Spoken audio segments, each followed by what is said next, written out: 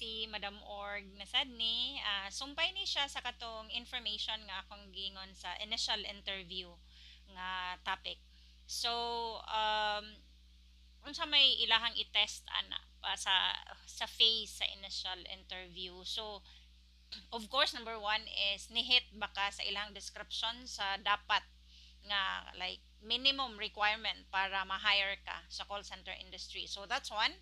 Second is the mastery of English communication. Not necessarily mastery, pero depende gid na siya sa account or sa kumpanya nga mo represent ka. So naa na siya mga high level, na siya middle, o nya na po siya average lang. So kinahanglan nato yung isulod sa atong hunahuna nga og English communication gani it composes of four skills